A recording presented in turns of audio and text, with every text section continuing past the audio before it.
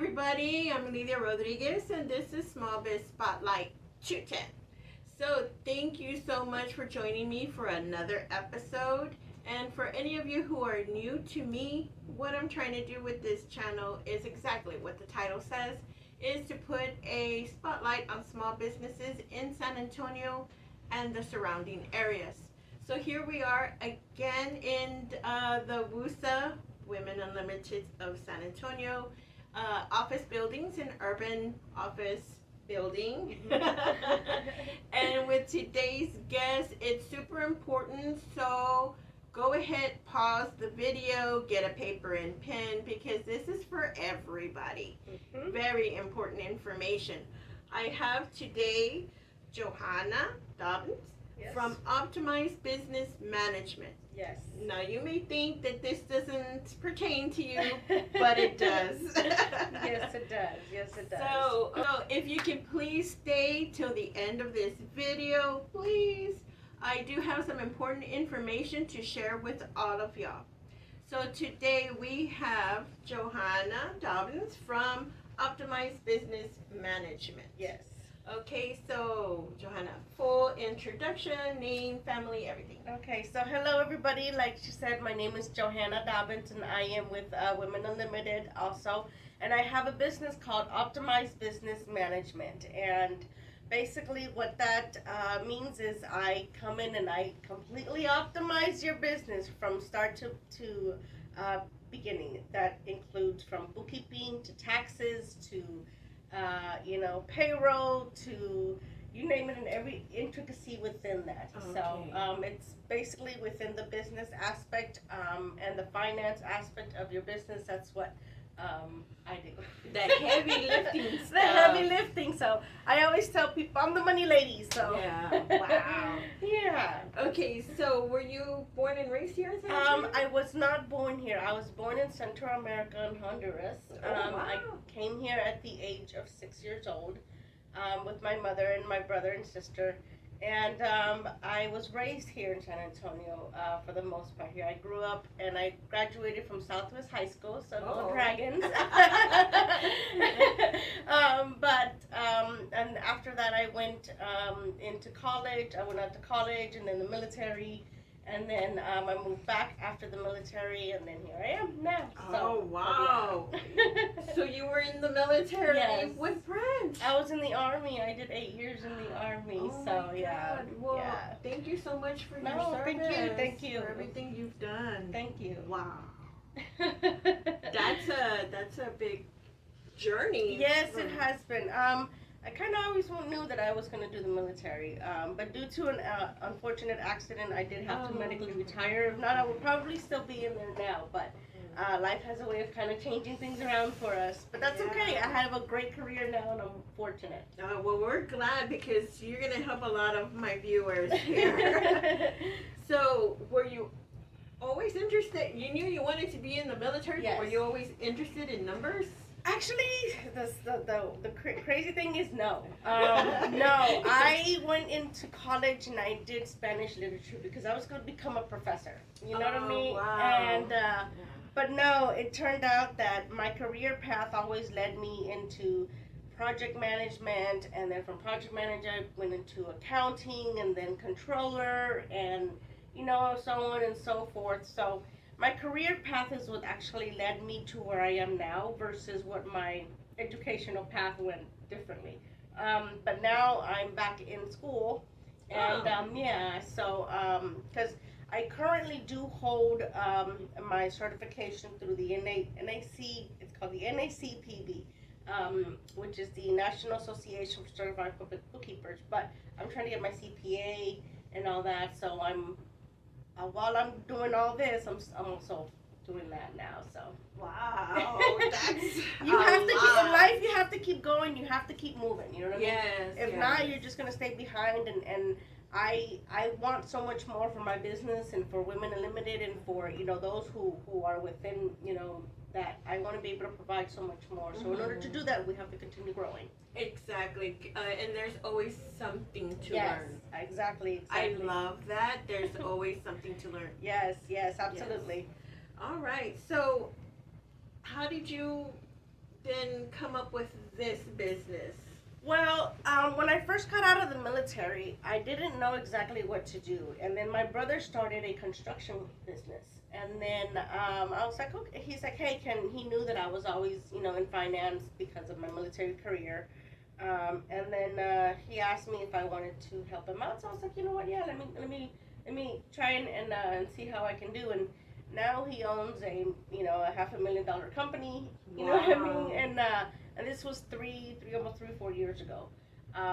So it just one of those things that just kind of evolved from that. And I just started more clients, going into different services and exploring different things for myself as well.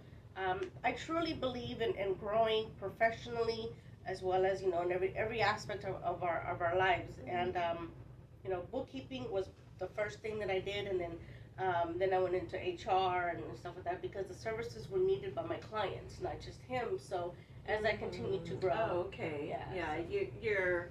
You were focused on that, but then the more your clients needed, the more you were willing to continue. Continue Wow. adding my services. So and that's what I'm continuing to do now. Wow. So how long have you been doing this? Going on 4 years now. My own company itself, 4 years. I started as a sole proprietor, like anybody else. You know what I mean, taking from your W-2 to pay, your first business. You know what I mean, when you first get started, just like anybody else. And as it went, you know what I mean, I was able to branch out on my own and do my LLC, and now I have my own company. So did you have enough of the education you needed through the Army, or did you go to college, or is it just a certification? My career in the Army was more in the science field. I was a CBRN specialist, which is chemical, biological, radiological, nuclear specialist. It's a whole different aspect of the world, but we still had budgets, we still had administrative things to do, so it was always within that same. But as I got out of the military is when things really became more of a numbers type field for me. So. Wow, yeah, that's big brain. Like I said, I truly believe in learning, and like I said, that's one of the reasons why I'm now back in school, because the opportunity is there if we truly take it. You know what I mean? And it's up to us to just continue going. I truly believe that. So. Wow, that's amazing. Thank you. Amazing. So, okay, so among the other things of being bookkeeping and payroll, you also take care of Social Security, disability, yes, processing, and immigration. Yes, like I said, as my business continued to grow, I saw a need for other things. Just like I do taxes, I do LLC formations, I run nonprofits, I do S Corps, C Corps, I run, I do immigration services, and then I do Social Security. I help people, in those terms, because those are the service. As my clients were coming in, they were asking me, well, do you do this or do you do that? And I believe that if I'm not the one who can do it, then I'm going to at least be able to provide somebody that can give it to them. But, my biggest thing is my clients have my trust. Right. That's my golden rule.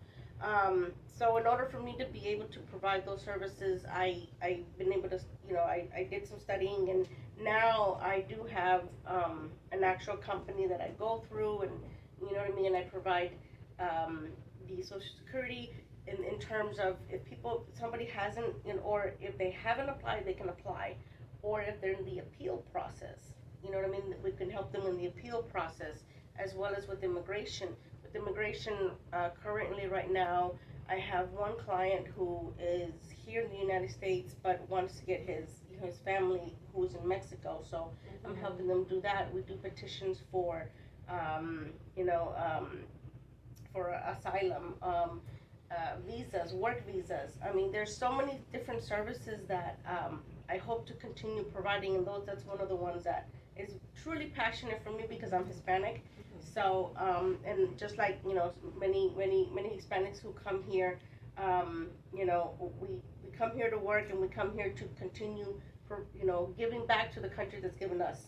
So I hope to continue to be able to do that through those services. That's amazing. I love that. So, what do you think would be the most misconception that people have about Social Security disability? That you have to accept the first determination. That's the biggest thing. And that goes with, because I've even helped people when they first get out of the military with their VA disabilities. I've helped with Social Security. You do not have to accept the first determination. You can appeal, and the appeal process is there for a reason. So please listen to me. If you are not happy with the determination that you receive from Social Security or your VA, or whatever other entity that you are still dealing with, please contact me and let me know, because you do not have to. There's an appeal process, and as long as you provide the information that they are requiring, that is the biggest thing, is documentation. If you have documentation of your injuries or whatever it is that you're implying within your application, then we can appeal it, and 99.9% of the time it goes into your favor. I'm not gonna say every time, right, but in most cases it does. Because it's just like accepting the first diagnosis of a doctor. Exactly. We always should have a second opinion. And that is the biggest thing, is that people just, okay, well, that's what I got, that's what I got. And that is not, great if you get your 100% disability, great, you know what I mean? But if you did not, then there's gotta be something, something going on there. That's great. And then what about the misconception about immigration services? The biggest thing is that I'm gonna put one and two together. I get a lot of things that immigrants come here and that they don't pay taxes and they come here to take jobs and all that, and that is not true. I have so many clients of mine who have visas in Mexico, who have visas here, and they file taxes, and the biggest thing is they don't get any of these credits because that a U.S. citizen does, but yet they still have to pay taxes. So that's one of the biggest misconceptions, because no, not everybody that comes to the United States and works here doesn't pay taxes. Yes, they do. There's a lot of immigrants that pay billions of tax money. So that's one of the biggest misconceptions, that no, that isn't. A lot of people think that they don't, but that is not true. I had to get on disability when I had cancer. That's a whole other story. But anyways, I did do a lot of research because I was in the office all the time, and I did find that out, which I'm amazed that a lot of people don't know, is that as soon as they get here and they start working, they're paying taxes. Yes. And they don't get Social Security. No. And for example, I have clients from Venezuela, from Mexico. They ask me to, their employers are asking for something what is called an ITIN. An ITIN is kind of like a Social Security. They are able to work here in the United States legally, and at the end of the year, they still file a regular, they get a 1099 and they file their taxes and they pay the taxes. I'm sorry, but they don't get the credits that we get, as U.S. citizens. They just pay the taxes that are due. But yes, that's the biggest misconception, that they come here and that they don't pay taxes and they don't give back to their community and the society. That is not true. There's millions and millions of dollars being paid by immigrants that come here to work and continue giving back to the country, like I said, that's given them so much. Okay, I'm glad that you mentioned that, because I could say it till I'm blue in the face, but if it's somebody professional like you says it, guys, I see it firsthand. Right. I see it firsthand. Okay, so let's get back to this. Right now, it is the middle of tax season. Yes, it's the middle of tax season right now. Do you take care of personal and? Yes, I do personal taxes. I do business taxes. I do S corps. That's a little bit different than your typical small business tax. I do C corps and then nonprofit taxes, which is your typical 990 forms that are filled out. And then your small business taxes, those vary depending on how big your business is and all that, and additional forms that need to be filled out. But yeah, from your personal taxes to dealing with your your real estate and all that, your finances, to like I said, nonprofits and all that. So yeah. Okay. So what do you find that is the biggest mistake that, lay people like myself, I trying to do with taxes every year? What is our biggest mistakes that we make? And this is I don't I'm gonna say it a mistake, but this is something that we just tend to do because we're used to it. Is use the same bank account for our business that we do for our personal. That is the biggest mistake you can do. Whether you start a sole proprietor or you do an LLC or a DBA and you're going to start a business, start even if you just open a separate bank account under your name, but it's your business account and you're just transferring from your W-2 money to that account. You're contributing money into that account, so you're expensing everything. It just makes it much easier at the end of the year to be able to tally all your expenses, everything you've invested, to show that you've invested your money from your W-2 to get this business going. Yeah. Trying to figure it out at the end of the year, what was personal, what was, business, when it comes to gas and electricity and water and this meal and that meal, it makes it so much harder to try to figure out at the end of the year what was business and what was personal. That my biggest advice to anybody who starts any kind of business is start that second account.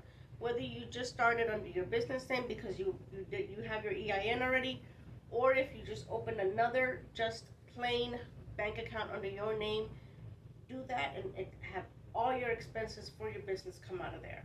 Because at the end, if you get audited, it's so much easier to show the IRS, yes, I had all these expenses, here's my receipts. And everything these days is digital. So you don't have to be, carrying so many receipts. That's the biggest thing, So if you have everything in one place, it makes it easier when you're audited. Boom, boom, boom, boom, boom. It's right there. You're not trying to figure out all these different transactions from your personal account. So that would be my biggest advice. Yeah, I found that out real quickly when I had my small business. It was such a pain. Yes. Because you're buying stuff for your business and it's coming out withdrawal, POS or something. And then for all my other bills, I didn't know who was what. Yes. At what day did you do the transaction? Sometimes the bank posts it as a different date. Yes, it just, and then you have this deposit coming in from that deposit and this, and it just starts stacking and stacking and stacking and stacking. And it just makes it 10 times harder for me as a bookkeeper to try to disassemble all that and reorganize it to where it's legitimately in tax in your accounts. And I tell you guys, from like I said, from experience, it is so much more easier. And not just that, but when you go to somebody like Johanna to do your taxes, if you have everything on your personal account, she or whoever you hire is gonna know everything that you buy. Yes, everything. Personal things. Yes, everything. And that's okay. If you want us to know, hey, by all means. She won't say nothing to anybody. No, but it just makes things so much easier. And just keep in mind, that's one of the things that if you want to save yourself money too, because a lot of bookkeepers, myself included, that takes time, and time is money, and the more confusing, the more hours we have to spend in trying to decipher what everything is, trying to go through all this, the more time that we have to spend, figuring out where we have to allocate all these expenses is the more time that we have to charge. You know what I mean? But if you have everything in line, it makes things much easier, and we can give you one flat fee. Hey, it's gonna take me an hour or two to do your taxes because everything's already in line. But if we have to take time to actually go through your expenses and decipher and this and that, well, just like any other business, time is money. Ooh. Okay. Very, very good point. Okay, so let's do the whole list. Bookkeeping, Yes, bookkeeping. payroll, Yeah. social security, Yes. disability processing, immigration services, personal and small business, taxes. LLC formations, and then I also do Nonprofits. HR benefit, like uh, in more in terms of pre-tax benefits like 401k and AFLAC and stuff like that you do, like, if you have a business and you're running payroll and you need to run your your pre-benefits before all that. That's one of the things that I do run for like my C corps or S corps businesses and things like that. So Wow. Okay. So for a potential client, what kind of paperwork do you want us to have ready? Biggest thing is if you're barely starting, I just need your ideas. Give me your idea and I will help you get your business started from the beginning to from getting your EIN to your business email to from start to finish. But if you're already an established business and you're looking for bookkeeping services, I would need basically a copy of some of your bank statements to kind of take a look at how many transactions you do. Do you have multiple bank accounts? Do you also do credit cards? Because some businesses have their business credit card.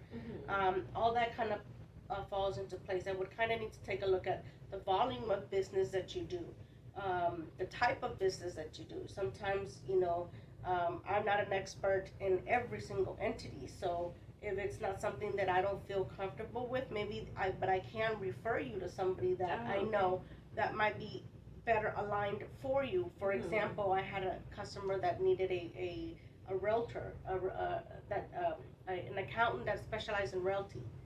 So, just like everyone has some specialties. So those would be some of the things that I would need to kind of take a look at to see if, where it would best suit, whether it be my services or something I would outsource or and if it would be my services, what can I offer you based on your needs? Right. So yeah. Yeah, I do find that one of the biggest things hurdles that I had to go through was,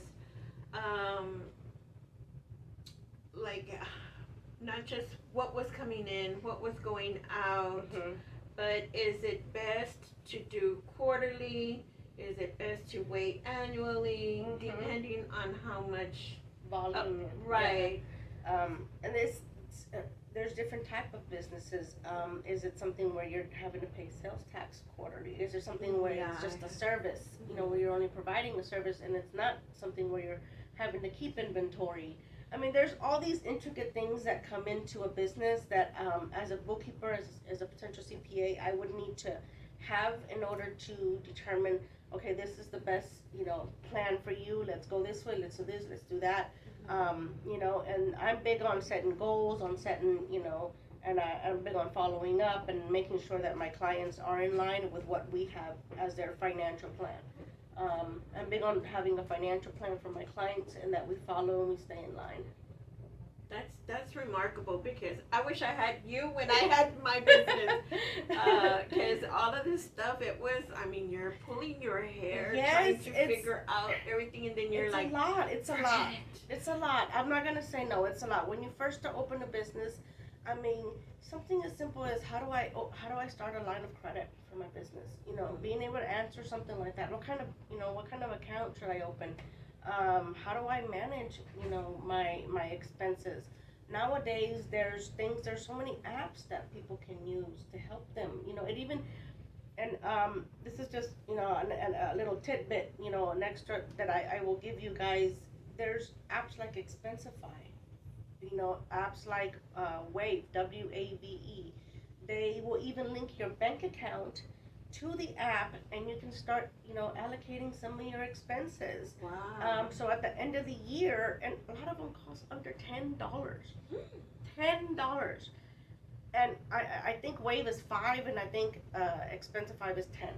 You can link it to your bank account and start allocating some of these expenses. So at the end of the year, when you come see me, you have everything in line, and boom, we can finish out your taxes in an hour or two. It won't take that long. Wow. So just a quick tip for anybody who is just starting their business and you're like, okay, how do I allocate my expenses? And I'll I'll be the first to show. I teach a tax class usually at the end of the year, and one of the biggest things that I try to show is apps like this, where you can scan receipts. You can scan receipts. You can have, wow. it's an accounting. You can do receipts, transactions right from your bank account. You can link it directly, and you can say, oh, okay, this was for this. This was for, this was for gas, or this was for meals. This was for whatever it is that you're expensing. You can do it right from your phone. Because the more detail, the better. Yes, and at the end of the year, you can just send your tax accountant all your reports. Now, I'm not saying that this is going to be your full bookkeeping, because to bookkeeping, there's a lot. There's profits and loss statements and all that. It's not going to give you all that, but for your end of the year tax purposes, that is one tip that I do my best to let everybody know about. Yeah. And for my how can I say this? Okay, guys, there's no way to say it other than this. If you open a business, that's fantastic. But if you happen to miss some kind of payment, you don't pay your sales tax, something like that, you get in big trouble. Yes. You can get into some big trouble. Yes. I'll give you an example. One big one is your comptroller account, Texas comptroller account. It's a yearly report that you have to do. If you didn't make over X amount of dollars, then you don't pay. But either you can do it, you still have to file it. And if you do not file it, you will receive a bill the next year letting you know that you did not file and that you have to pay. And those bills are between $500 to $2,000. This year, I was able to help one of my clients. His bill was $1,550. And actually, Juan, the gentleman who was here earlier today, he was one of my clients, and we got it down to $50. You know what I mean? Because we were able to fight it and appeal it.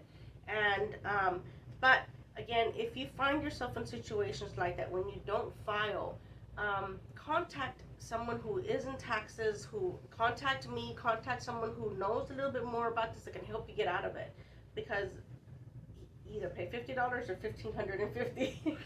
So it's a big difference. Yeah. But yes, that's a big thing. If you don't file your reports, the fees are big. And they don't let you go. They'll keep contacting you. And they will. So yes. The Okay. controller's big. All right. So how do we get a hold of you? Again, my name is Johanna Dobbins, and my phone number is 210-243-0648. My email is optimizebusinessmgmt. And again, you can look me up on Facebook under Optimized Business Management. I do have an Instagram and all that, but I'm not big on social media other than Facebook and my website, Okay. But you can contact me directly through the website, optimizebusinessmanagement.com. And again, my phone number 210-243-0648. I'm here to answer any questions. Please just either send me a message, let me know. I'm happy to answer. All right. And as always, guys, if y'all didn't catch that, I probably had the phone number here on the screen, and I will have all the rest of her information down at the description box, as always. Yes. Oh my gosh. Well, thank you so much, Johanna, Thank for doing this. I'm so glad I got to let everybody know a little bit about taxes and everything that kind of comes in between that. Everybody needs a little help with taxes and some more education on it. Yes. So. Definitely. Well, thank you so much. Thank you. All right. Bye-bye, everybody. Thank you, guys, for staying to the end of this video. I really do appreciate it. One thing that I always say is that I do this free of charge. I don't charge any small business. for doing these interviews. So if you want to help me out with continuing this to make it free for any small business, please go ahead and go up there, give me a thumbs up and a subscribe. That Awesome. it really, really does help. Yes. And if you would like to be on my show here on this YouTube channel, if you have a small business, artisan, restaurant, anything, vendor, whatever kind of small business that you have and want to be on my channel, please hit me up. Give me an email at smallbizspotlight210@gmail.com. Okay, so for the important information that I have for all of y'all, next guest for next week is Law Office of Yvette Salinas. And that, Ooh, yeah, I wanna really look at that one. that one is super important because she deals with something that we have to face, and that is estate planning. Because it's Yes. never too Yes. early to get all of that in Absolutely. order, but it Absolutely. can be too late, unfortunately. So please, be there Stay for tuned. me. Yeah, stay tuned till next week on next Thursday. Y'all enjoy your Thursday today and enjoy your weekend. Start wondering about them taxes and call my friend Johanna. Okay? Thank you, everybody. Thank you. Bye.